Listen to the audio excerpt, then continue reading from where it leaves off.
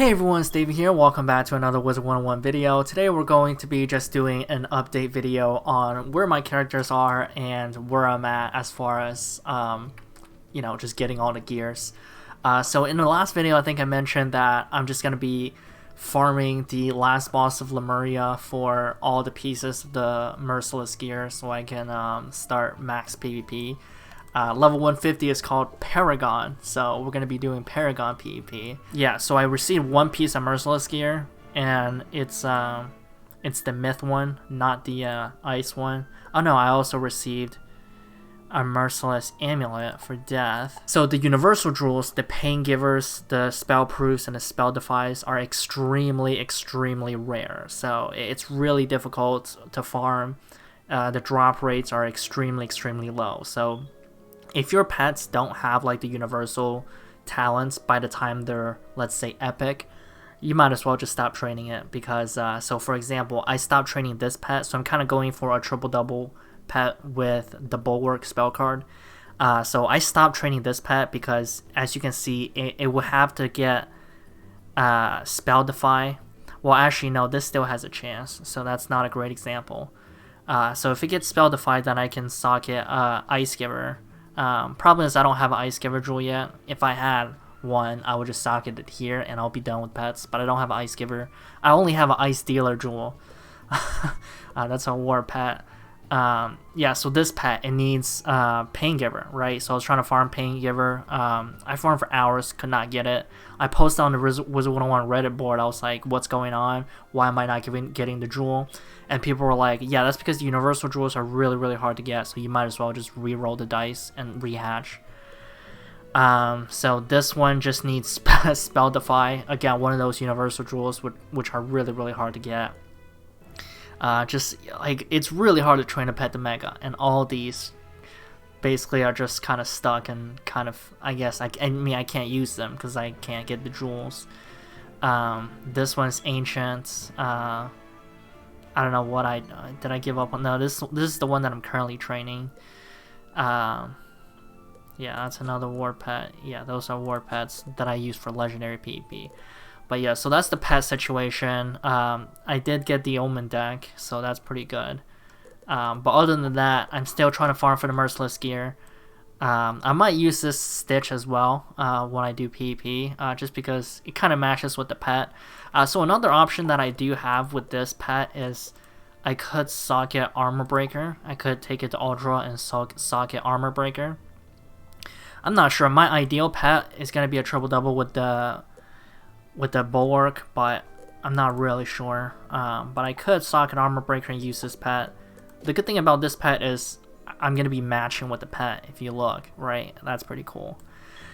But yeah, so in today's video, finally getting to the point, I'm just going to be talking about, my thoughts on the final boss after doing it a few times. I like it.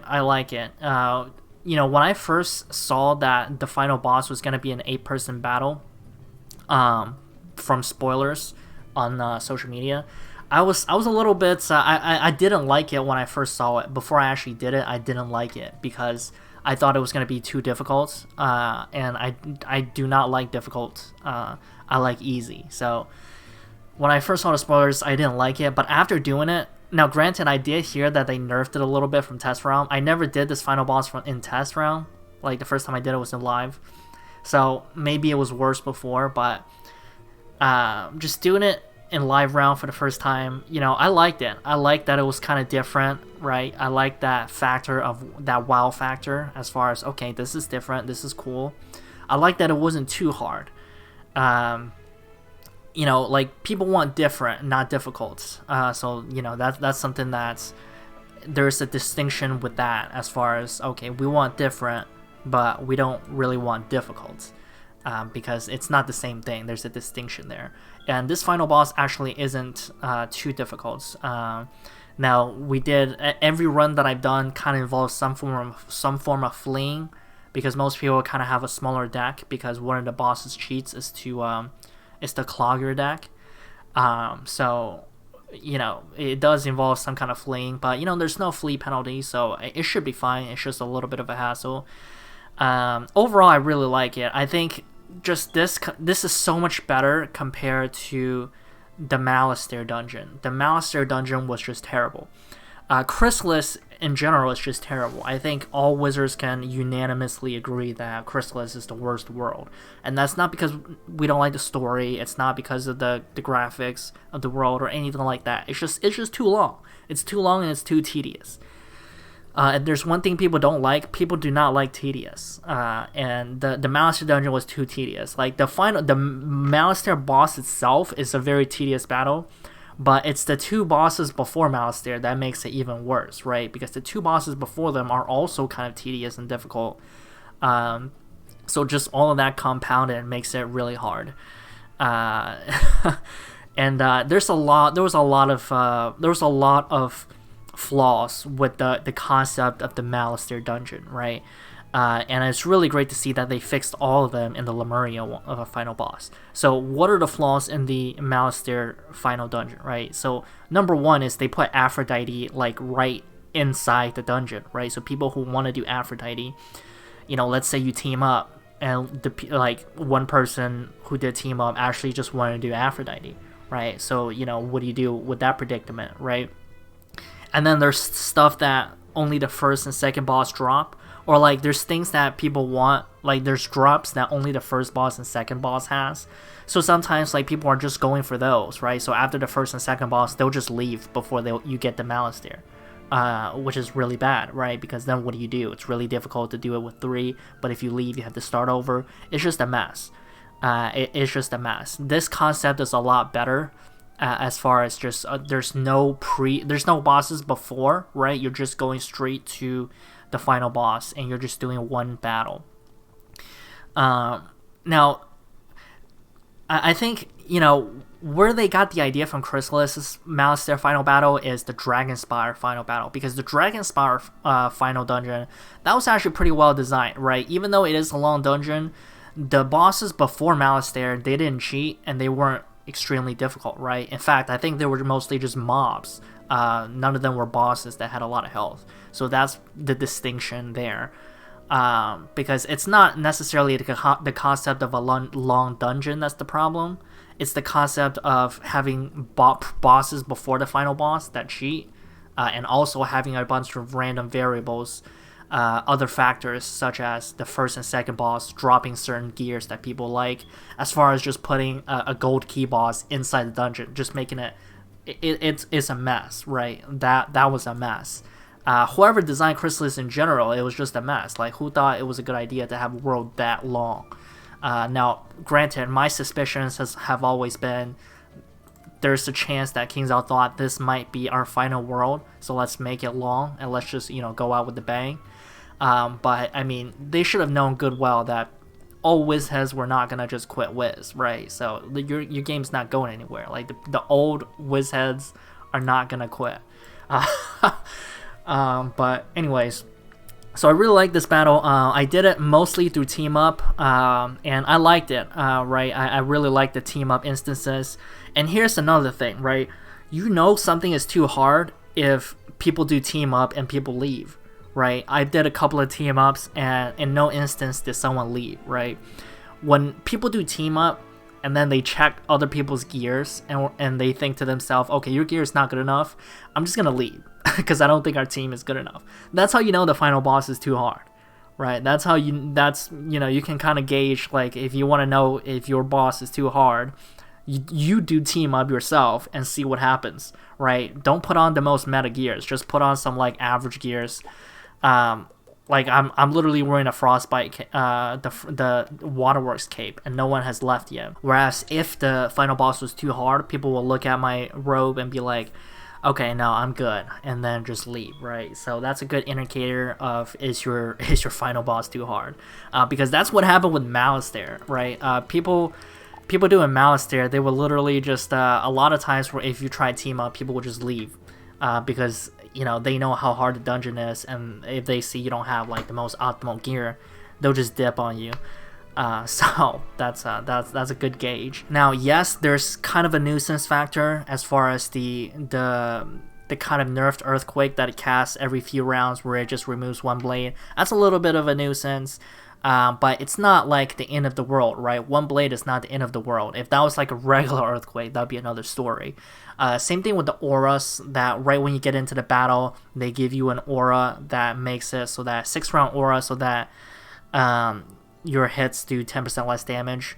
Like even if you can't pull an aura of your own, 10% damage is not the end of the world, right? So all those things added together, yes, it's a little bit of a healthy challenge, but it's not too difficult, and I think that's the key, to make sure that it's not too difficult while at the same time it's a little bit of a challenge. Those are basically my thoughts on the Lemuria final boss. I think I'm just gonna conclude the video with,